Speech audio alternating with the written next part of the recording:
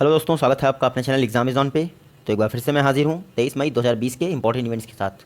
आप वीडियो का एक्सप्लेनेशन ध्यान से देखें क्योंकि वीडियो के लास्ट में हमें 2 क्वेश्चंस के जवाब देने हैं।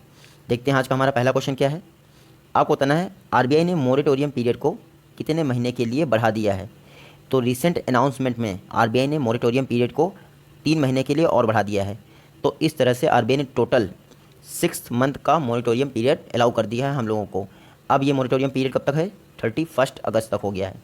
कोविड-19 क्राइसिस के दौरान लोगों की ईएमआई जो हो रही है वो एनपीए ना होने पाए, इसके लिए आरबीआई मोरेटोरियम की फैसिलिटी दे रही है हम जैसे लोगों को। तो आप याद रखिएगा, आरबीआई ने रिसेंट अनाउंसमेंट में मोरेटोरियम की अवधि अगस्त 2020 तक बढ़ा दी है। इसके अलावा आरबीआई ने कुछ और अनाउंसमेंट किए हैं, वो भी आप नोट कर लीजिएगा। आरबीआई ने जो रेपो रेट होती है उसको 4.40 से घटाकर 4.00% कर दिया है, यानी 40 बेसिस पॉइंट की कटौती की है आरबीआई ने रेपो रेट में। इसके अलावा आरबीआई ने रिवर्स रेपो रेट को 3.75 से घटाकर 3.35% कर दिया है। इसके अलावा आरबीआई ने एमएसएफ यानी मार्जिनल स्टैंडिंग फैसिलिटी को 4.65 से घटाकर 4.25% कर दिया है। जो ये मार्जिनल स्टैंडिंग फैसिलिटी होती है, इसमें जो बैंक्स होती हैं वो आरबीआई से ओवरनाइट ज़रूरतों के लिए लोन लेती हैं। तो ये 3 फैक्ट आप याद रखेंगे।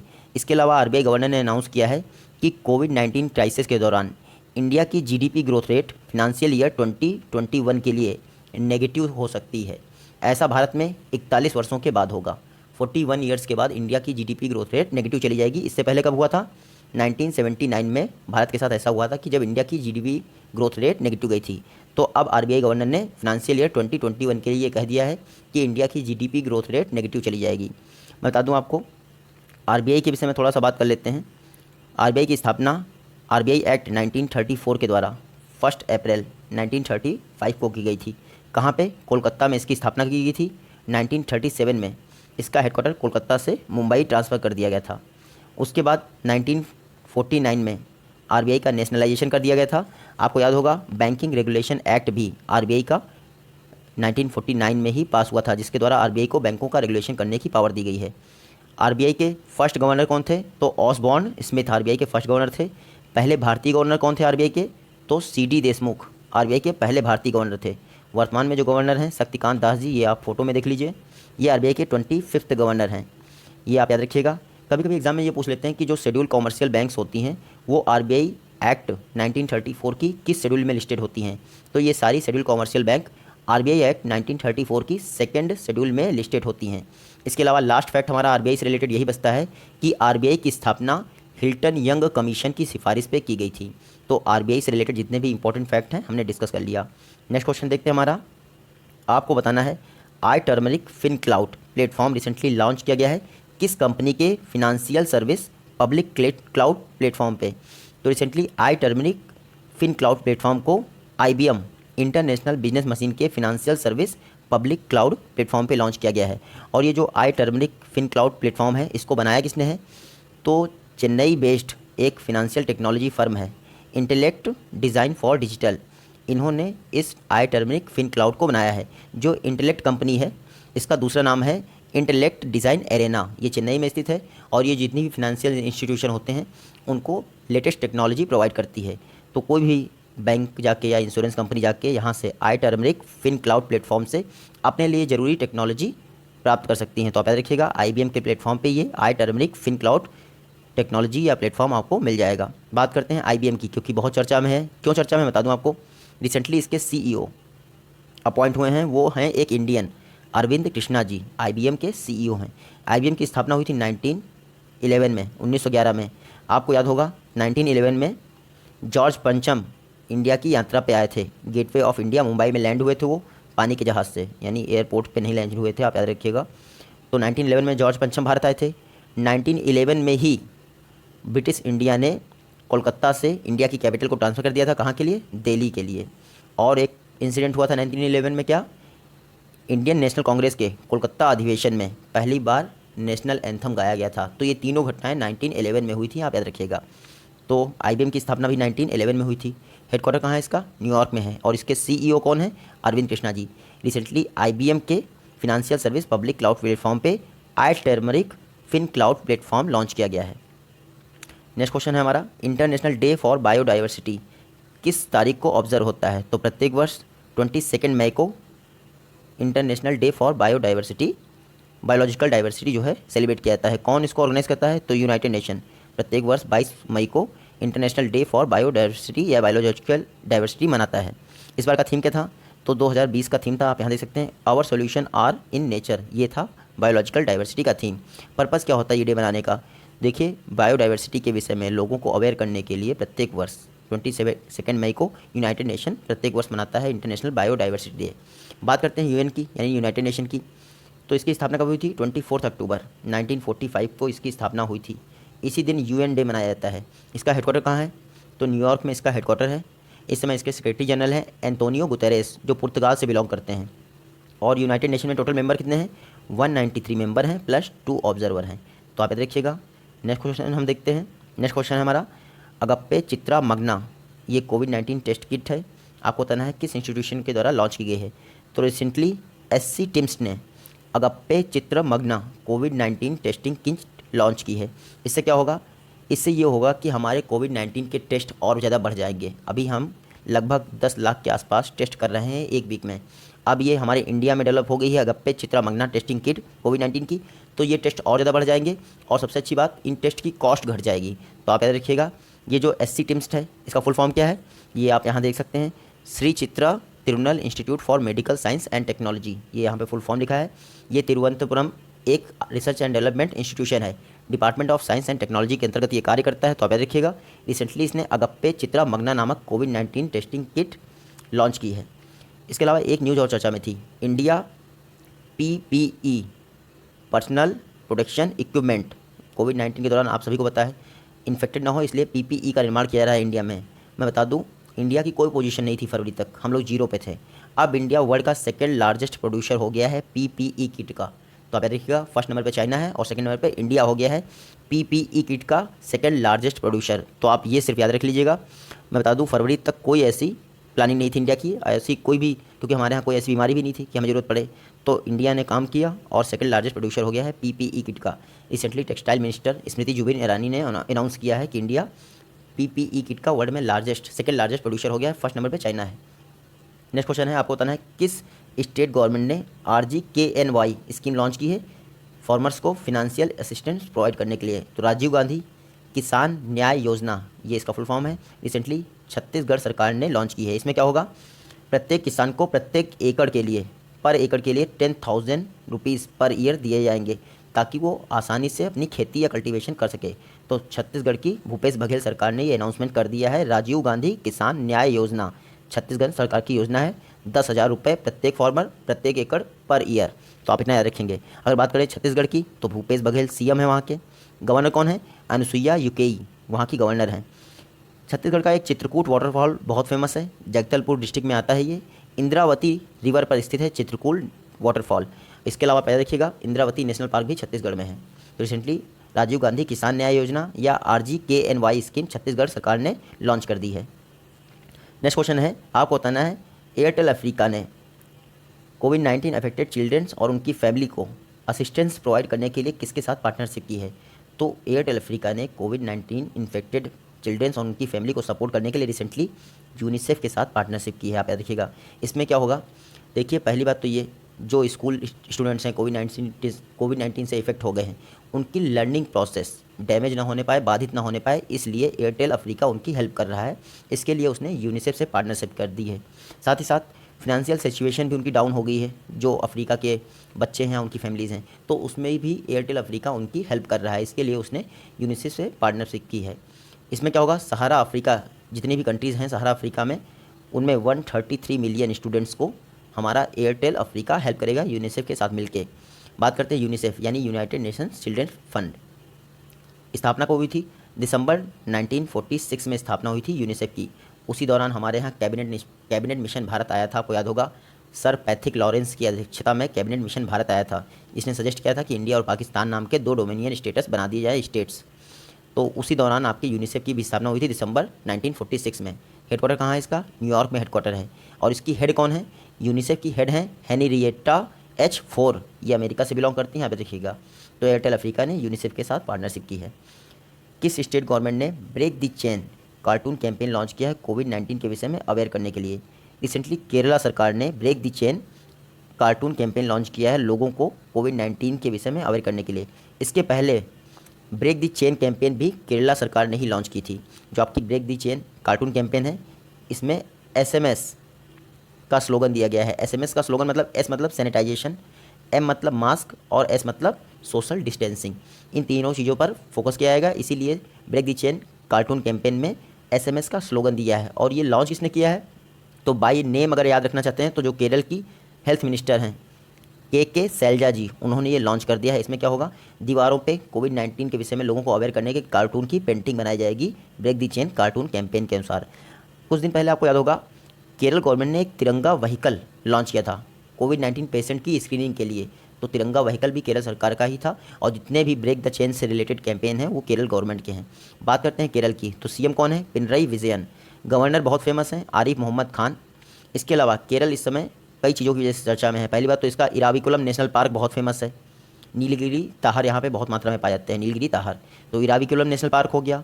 मथकेतन सोलर नेशनल पार्क भी केरल का बहुत फेमस है, क्योंकि तमिलनाडु में जो न्यूट्रिनो ऑब्जर्वेटरी बन रही है वो इसी नेशनल पार्क के पास में पड़ रही है।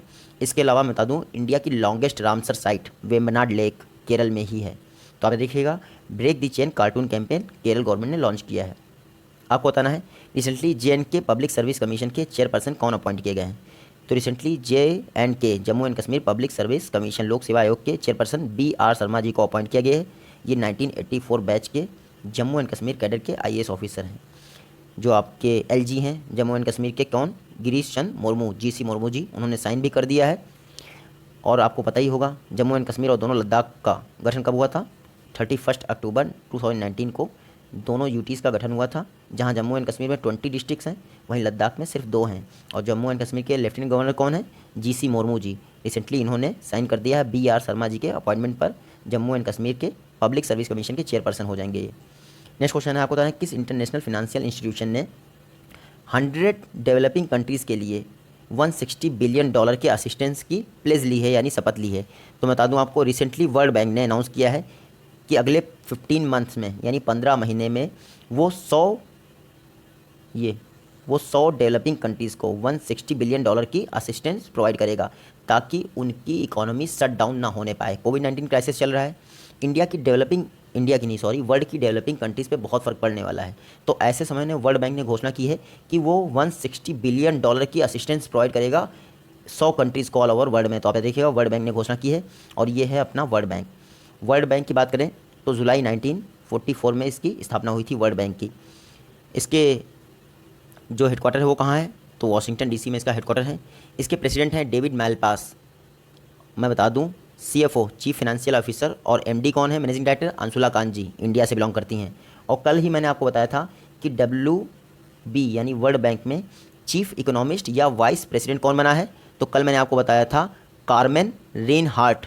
कार्मेन रेनहार्ट जो है WB यानी वर्ल्ड बैंक में रिसेंटली वाइस प्रेसिडेंट और चीफ इकोनॉमिस्ट बनी हैं। कार्मेन रेनहार्ट के विषय में आप एक बात याद रखेंगे, इनकी एक बहुत फेमस बुक है this time is different 8 centuries of financial folly. ये इनकी बहुत फेमस बुक है, this time is different 8 centuries of financial folly. ये कार्मेन रेनहार्ट की बहुत फेमस बुक है, जो कि रिसेंटली वर्ल्ड बैंक की vice president and chief economist appoint हुई हैं। तो आप ये सारे फैक्ट याद रखेंगे। नेक्स्ट क्वेश्चन हम देखते हैं, आपको बताना है रिसेंटली आयुष्मान भारत स्कीम ने कितने बेनिफिशरीज़ को क्रॉस कर दिया है। तो रिसेंटली हमारे प्राइम मिनिस्टर जी ने अनाउंस किया है कि आयुष्मान भारत योजना ने टोटल 1 करोड़ बेनिफिशरीज़ को क्रॉस कर दिया है। इसका मतलब 1 करोड़ लोगों ने आयुष्मान भारत योजना का लाभ लिया है। आयुष्मान भारत योजना की बात करें तो सितंबर 2018 में ये लॉन्च की गई थी। इसके 2 चरण थे, एक था आपका प्रधानमंत्री जन आरोग्य योजना और दूसरा था हेल्थ एंड वेलनेस सेंटर। तो total health and wellness centre की बात करें तो 1.5 lakh health and wellness centre की स्थापना करनी थी ऑल ओवर कंट्री में। और अगर बात करें प्रधानमंत्री जन आरोग्य योजना, तो इसमें कुछ प्रोविज़न थे, आप यहाँ नोट कर सकते हैं। हर फैमिली को प्रत्येक ईयर 5 लाख का इंश्योरेंस प्रोवाइड करना था कुछ लिस्टेड हॉस्पिटल में। टोटल टारगेट था 10.74 करोड़ फैमिलीज़ को। इसमें कोई क्राइटेरिया निश्चित नहीं था कि कितनी फैमिली में पर्सन होने चाहिए या कितना, ये कुछ डिसाइड नहीं था। सारी फैमिलीज़ को इसके अंतर्गत लाया गया था 5 लाख तक का। और सोशियो इकोनॉमिक सेंसस 2011 के अनुसार राज्य सरकार ये डिसाइड करती है कि किस फैमिली को आयुष्मान भारत योजना का लाभ दिया जाए। टोटल 10.74 करोड़ फैमिलीज़ का टारगेट था। और इसमें जो सेकेंडरी और टर्सरी केयर होता है उसके लिए आपको हॉस्पिटल में एडमिट करने के दौरान 5 लाख तक का हेल्थ इंश्योरेंस प्रोवाइड किया जाता है। तो ये थी हमारी आयुष्मान भारत योजना। इसके दो मैंने आपको बता दिया, प्रधानमंत्री जन आरोग्य योजना और हेल्थ एंड वेलनेस सेंटर, दोनों आप नोट कर लीजिएगा। इसी 20 महीने में आपको याद होगा सितंबर 2018 में लॉन्च हुई थी, मैंने आपको बताया। तो पिछले 20 महीने में 1 करोड़ बेनिफिशियरी क्रॉस कर गए हैं और गवर्नमेंट ने कहा है टोटल 13,412 करोड़ का खर्चा आया है इनके हेल्थ इंश्योरेंस पे। नेक्स्ट क्वेश्चन देखते हैं हम। वेस्ट बंगाल में अम्फान साइक्लोन के बाद रिहैबिलिटेशन के लिए किसने 1000 करोड़ असिस्टेंस प्रोवाइड करने की घोषणा की है?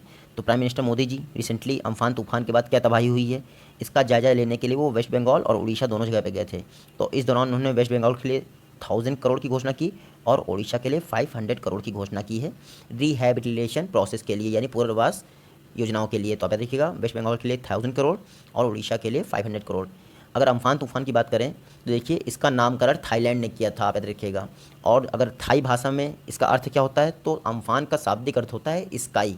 और इससे ज़्यादा सबसे ज़्यादा प्रभावित कौन हुआ है अम्फान तूफान से? तो अम्फान साइक्लोन से प्रभावित हुआ है वेस्ट बंगाल। आप याद रखिएगा, टोटल लगभग 70 लोगों की मौत हो गई है यहाँ पे। नेक्स्ट क्वेश्चन देखते हैं, आपको बताना है रिसेंटली किस इंडियन स्टेट ने ट्रांसजेंडर कम्युनिटी के लिए 2 क्वारंटाइन सेंटर स्थापित किए हैं? रिसेंटली मणिपुर में 2 क्वारंटाइन सेंटर स्थापित किए हैं ट्रांसजेंडर कम्युनिटी के लिए। इससे पहले केरल भी ऐसा कर चुका है। तो इस तरह से आप ये भी नोट कर सकते हैं, मणिपुर नॉर्थ ईस्टर्न स्टेट है इंडिया का पहला जिसने क्वारंटाइन सेंटर स्थापित किए हैं ट्रांसजेंडर कम्युनिटी के लिए। बात करते हैं मणिपुर की, तो यहाँ के सीएम कौन है? एन बीरेन सिंह यहाँ के सीएम हैं। यहाँ की जो गवर्नर हैं उनका नाम है नज़मा हेपतुल्ला जी।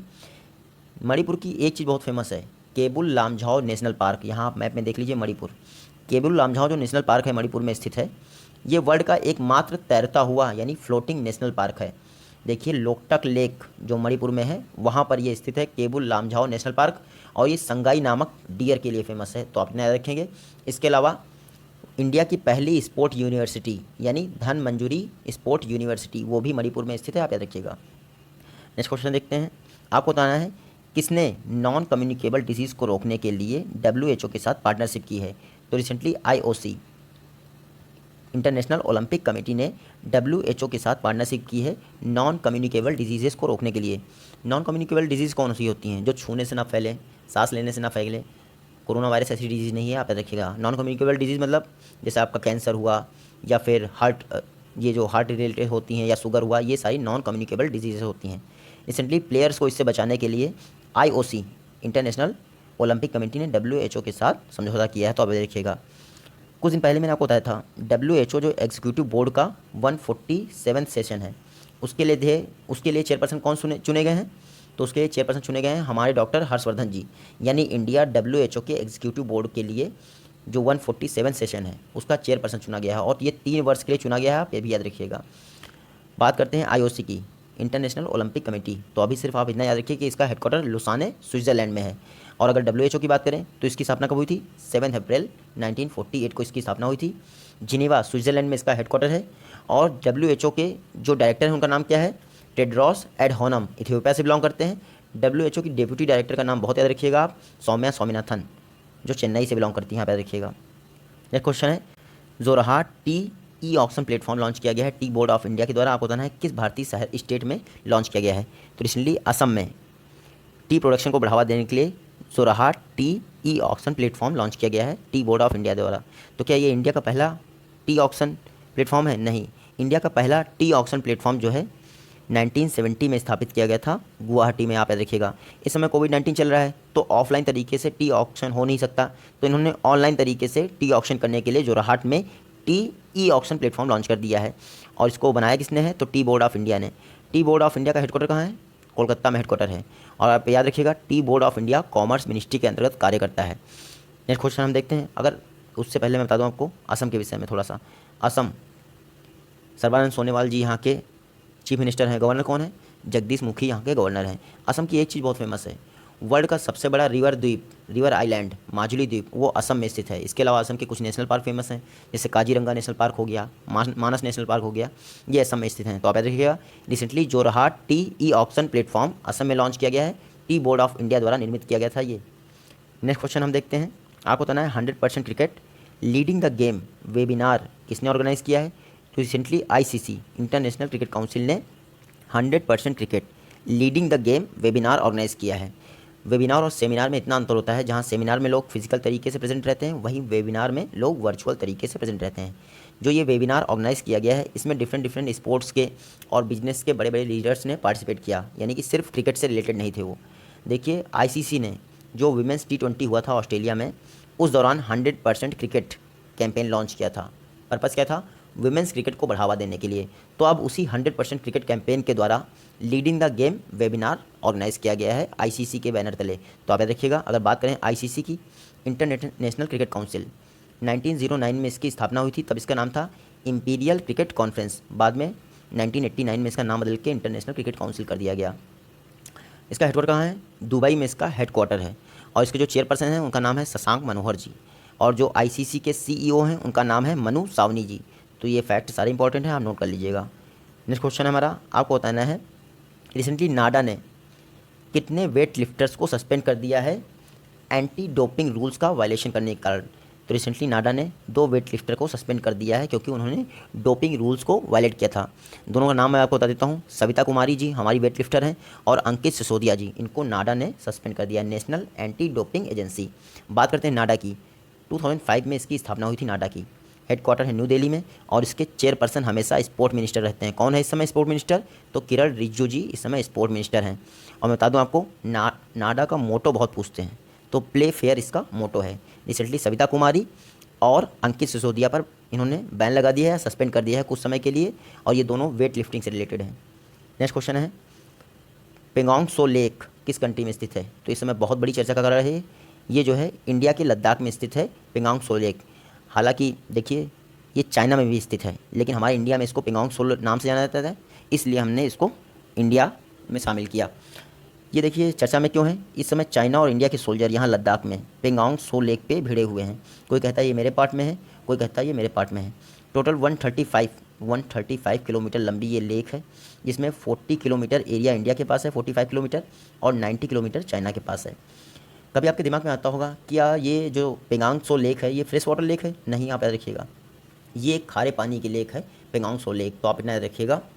बता दूं, कुछ दिन पहले ही सिक्किम में जो नाकुला दर्रा था, यानी नाकुला पास, वहाँ भी इंडिया और चीन के सोल्जर आपस में भिड़ गए थे। तो आप ये सारी चीज़ें याद रखेंगे। नेक्स्ट क्वेश्चन हम देखते हैं। नेक्स्ट क्वेश्चन है, किस कंट्री ने recently heat resistant coral reef develop किया है ग्लोबल वार्मिंग को फेस करने के लिए? आपको पता ही ग्लोबल वार्मिंग के कारण ग्लोबल जो आपके कोरल रीफ्स हैं उनकी ब्लीचिंग बढ़ गई थी। तो ऐसा ना होने पाए, इसलिए ऑस्ट्रेलिया ने recently heat resistant coral reef develop किए हैं। तो आप देखिएगा, ऑस्ट्रेलिया ने heat resistance coral reef develop किए हैं कोरल ब्लीचिंग को रोकने के लिए। ऑस्ट्रेलिया के पास जो ये क्वींसलैंड है, यहाँ पे इस तरह से आप देखेंगे तो कोरल रीफ है, जो ऑस्ट्रेलिया के टूरिज्म का एक बहुत बड़ा कारण है। ऑस्ट्रेलिया की एक बॉडी है CSIRO, यानी commonwealth scientific industrial research organisation. ये ऑस्ट्रेलिया की बॉडी है। इसने कुछ एलिमेंट डेवलप किए हैं जो कोरल रीफ के अंदर हीट टॉलरेंट एक्टिविटी डेवलप कर देते हैं। तो इस तरह से हीट रेजिस्टेंस एक्टिविटी डेवलप हो जाती है कोरल्स के अंदर, और वो ग्लोबल वार्मिंग से खुद को बचा सकते हैं। तो आप याद रखिएगा। ऑस्ट्रेलिया की अगर बात करें तो स्कॉट मॉरिसन यहाँ के PM हैं, और ऑस्ट्रेलिया की वर्ल्ड कैपिटल ऑफ गेम्स भी कहते हैं। कैनबरा इसकी कैपिटल है। अच्छा, वर्ल्ड कैपिटल ऑफ गेम्स इसलिए कहते हैं क्योंकि इसकी मैक्सिमम पॉपुलेशन पर वीक जो है गेम्स में ही इन्वॉल्व रहती है, इसलिए। और ऑस्ट्रेलिया की एक घटना मैं बता दूं आपको, कुछ दिन पहले इन्होंने 10,000 कैमल्स की हत्या कर दी थी, क्योंकि सूखे को फेस कर रहा था, यानी ड्रॉट की कंडीशन आ गई थी ऑस्ट्रेलिया में। तो आज हमारी वीडियो में इतने ही लेक्चर थे। ये प्रीवियस वीडियो के क्वेश्चन है, किसी ने जवाब नहीं दिया था इसका, और ये आज की वीडियो के एक्सप्लेनेशन से क्वेश्चन है। आई होप कि आपने देखा होगा तो इसका जवाब आप दे पाएंगे। मिलते हैं आपसे अपनी नेक्स्ट वीडियो में, तब तक के लिए take care, goodbye and Jai Hind.